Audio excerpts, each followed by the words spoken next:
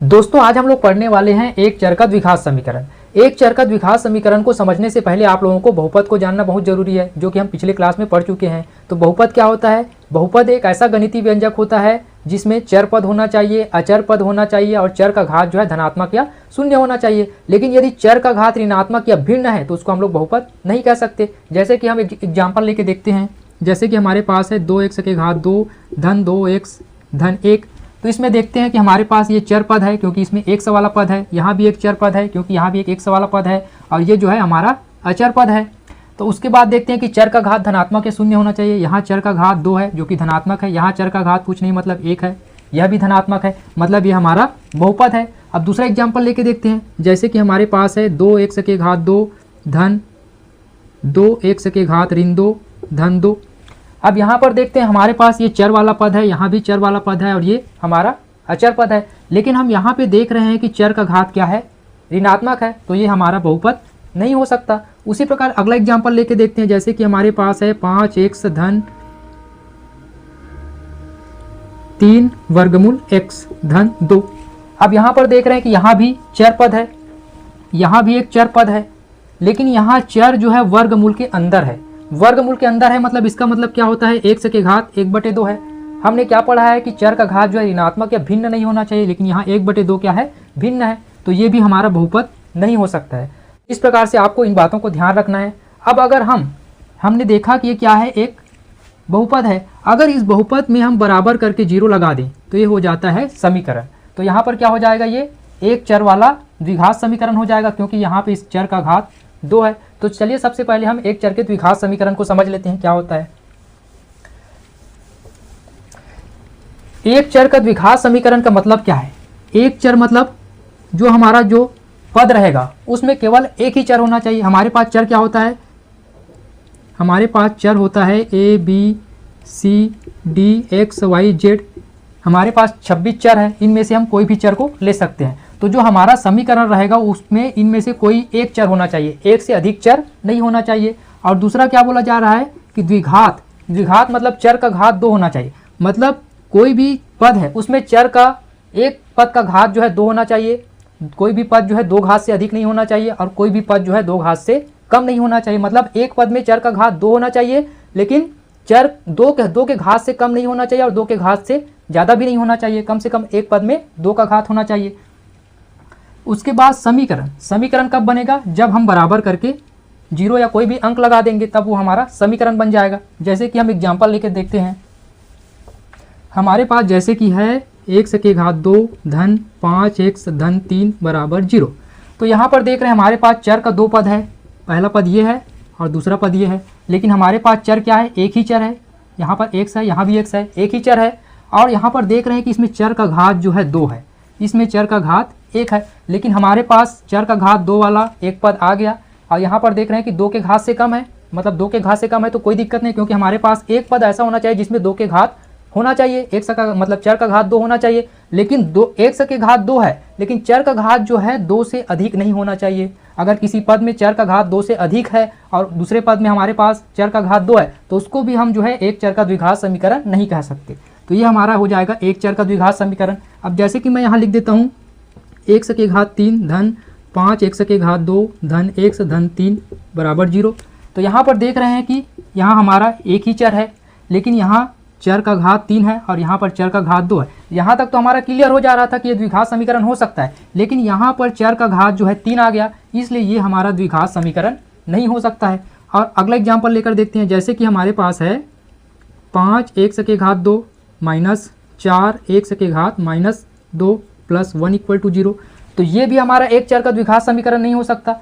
चर तो एक है, घात भी 2 है, लेकिन यहाँ पर क्या हो गया? चर का घात जो है -2 हो गया। और हमारे पास किसी भी पद में घात जो है -2 मतलब माइनस में या भिन्न में नहीं होना चाहिए, इसलिए ये भी जो है हमारा एक चर का द्विघात समीकरण नहीं हो सकता। उसी प्रकार अगला देखते हैं एग्जाम्पल लेके। जैसे कि हमारे पास है 5x के घात 2 धन 5 वर्गमूल x बराबर 0। ये भी हमारा एक पद का द्विघात समीकरण हो सकता था, लेकिन यहाँ पर एक पद जो x है, जो दूसरा चर जो है वो वर्गमूल के अंदर है। मतलब ये इसका पावर क्या है? 5x के घात 2 है, जो कि भिन्न में है। अगर भिन्न में कोई पद है तो ये भी हमारा एक पद का द्विघात समीकरण नहीं हो सकता है।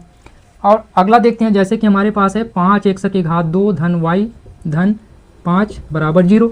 यहाँ पर देख रहे हैं हमारे पास क्या होना चाहिए, एक चर होना चाहिए, इसके घात 2 है, यहाँ तक तो ठीक है, लेकिन यहाँ पर दूसरा चर आ गया y, इसमें एक से अधिक चर हो गया, तो ये भी हमारा एक पद का द्विघात समीकरण नहीं हो सकता। तो चलिए हम प्रश्नावली 1 के सभी प्रश्नों को हल करते हैं, उससे हमको समझ में आ जाएगा कि कौन सा एक पद का द्विघात समीकरण है और कौन सा नहीं है। तो प्रश्न में हमसे पूछा जा रहा है कि निम्नलिखित में से वर्ग समीकरण को चुनिए। वर्ग समीकरण मतलब जिसके घात में 2 हो, मतलब एक पद का द्विघात समीकरण को ही हमको चुनना है। तो चलिए इसको हल करते हैं। यहाँ पर देखते हैं हमारा पहला प्रश्न है x की घात 2 धन 3x ऋण 2 बराबर 0। इसको आपको पहचानना है कि वर्ग समीकरण है कि नहीं। हमको देखना है कि पूरे पद में कितना चर है। तो यहाँ एक चर है, यहाँ भी एक चर है, दोनों चर समान है, मतलब पूरे पद में एक ही चर है। अब उसके बाद देखना है कि घात 2 है कि नहीं। यहाँ पर घात 2 है, तो यहाँ तक तो हमारा सेटिस्फाई हो गया। और यहाँ पर x की घात 1 है, मतलब ये 2 से कम है, तो कोई दिक्कत नहीं। तो ये हमारा हो जाएगा वर्ग समीकरण हो जाएगा, मतलब प्रश्न 1 जो है हमारा वर्ग समीकरण है। तो इसका आंसर यहाँ पर लिखेंगे वर्ग समीकरण है, इस प्रकार से। अब अगला प्रश्न देखते हैं। दूसरा प्रश्न में हमको दिया है x की घात 2 धन 1/x बराबर 1। इसको हल करके देखना है कि ये वर्ग समीकरण है या नहीं है। तो हम सबसे पहले क्या करेंगे, लघुत्तम लेंगे। इसके बटे में कुछ नहीं, मतलब 1 है, मतलब लघुत्तम क्या आ गया, 1 गुना x, मतलब x आ गया। अब x का इधर गुना करेंगे तो हो जाएगा x की घात 3 धन 1 का इधर गुना करेंगे तो हो जाएगा 1 बराबर आ जाएगा 1। इसको और आगे हल करेंगे तो x की घात 3 धन 1, x को इधर पक्षांतर करेंगे तो ये हो जाएगा x। अब x को इधर ले आएंगे तो x की घात 3 धन x को इधर लाएंगे तो माइनस x हो जाएगा धन 1 बराबर हो जाएगा 0। अब यहाँ पर देख रहे हैं कि हमारा जो चर तो 1 है, लेकिन चर का घात क्या है, यहाँ पर 3 है। लेकिन हमको वर्ग समीकरण में क्या होना चाहिए, चर का घात 2 होना चाहिए। यहाँ चर का घात 2 नहीं है, इसलिए हमारा वर्ग समीकरण नहीं है। तो हम यहाँ पर लिख देंगे वर्ग समीकरण नहीं है। इसी प्रकार तीसरे प्रश्न को देखते हैं।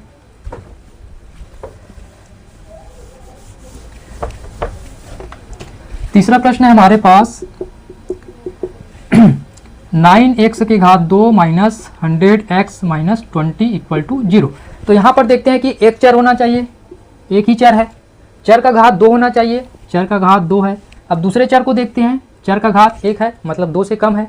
इसका मतलब यह है, और पॉजिटिव भी है, धनात्मक है, ऋणात्मक या फिर भिन्न नहीं है। इसका मतलब यह क्या है, हमारा वर्ग समीकरण है। तो यहाँ पे हम लिख देंगे वर्ग समीकरण है। उसके बाद अगला प्रश्न देखते हैं। चौथा प्रश्न है x की घात 2 ऋण 3x 3 वर्गमूल x धन 2 बराबर 0। यहाँ पर हमको पहचानना है कि ये वर्ग समीकरण है कि नहीं है। हमारे पास x की घात 2 वाला पद है। उसके बाद देखते हैं कि चर तो सेम है, यहाँ भी x था, यहाँ भी x था, लेकिन ये चर जो है वर्गमूल के अंदर है, वर्गमूल के अंदर है, मतलब इसका मान क्या होगा, x की घात 1/2 होगा, मतलब भिन्न हो जाएगा, भिन्न नहीं होना चाहिए। इसका मतलब क्या है, ये वर्ग समीकरण नहीं है। तो यहाँ पर हम लिखेंगे वर्ग समीकरण नहीं है। हमको यही पहचानना है कि कौन सा समीकरण जो है वर्ग समीकरण है और कौन सा समीकरण वर्ग समीकरण नहीं है। उसके बाद अगला देखते हैं पांचवा प्रश्न। पांचवा प्रश्न में हमको दिया है x माइनस 2/x बराबर माइनस x। तो इसका लघुत्तम लेंगे, इसके बटे में कुछ नहीं है, मतलब 1 है, तो लघुत्तम आ जाएगा x और 1 का गुना x। अब x का इधर गुना करेंगे तो हो जाएगा x की घात 2 माइनस 1 और 2 का गुना करेंगे तो हो जाएगा 2 बराबर ये है माइनस x। अब x को इधर पक्षांतर कर देंगे तो इधर हो जाएगा x की घात 2 माइनस 2 बराबर x को इधर पक्षांतर करेंगे तो ये हो जाएगा माइनस x की घात 2। अब इस x को इधर पक्षांतर करेंगे तो x की घात 2 माइनस इधर आके प्लस x की घात 2 माइनस 2 बराबर 0। अब x की घात 2 x की घात 2 जुड़ जाएगा तो कितना हो जाएगा 2x की घात 2 माइनस 2 बराबर 0।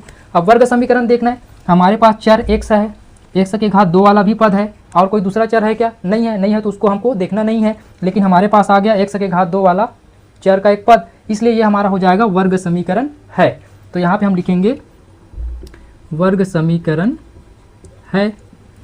इसी प्रकार हम अगले प्रश्न को सॉल्व करेंगे।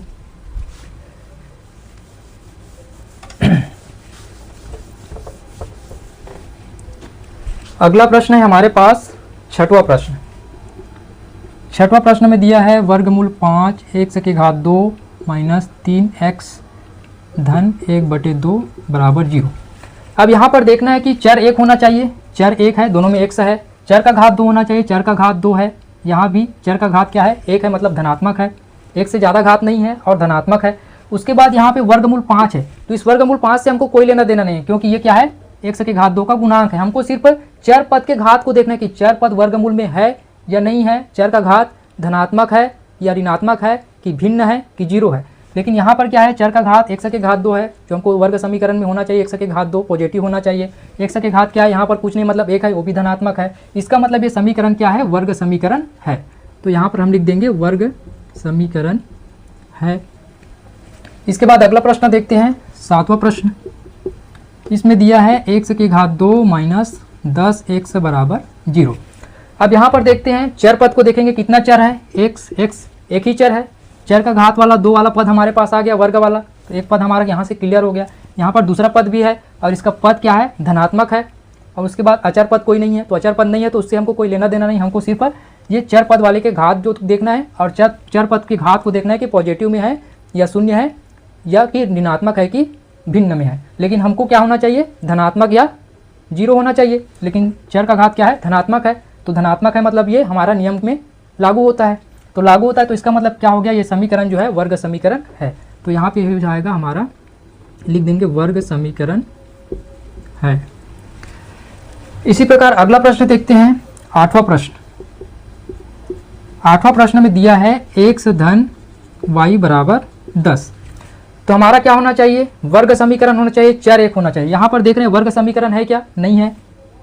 चर है 1 है क्या, नहीं। यहाँ पर हमारे पास 2 चर आ गया, 2 चर आ गया, मतलब यहीं से पता चल गया कि ये जो है वर्ग समीकरण नहीं है।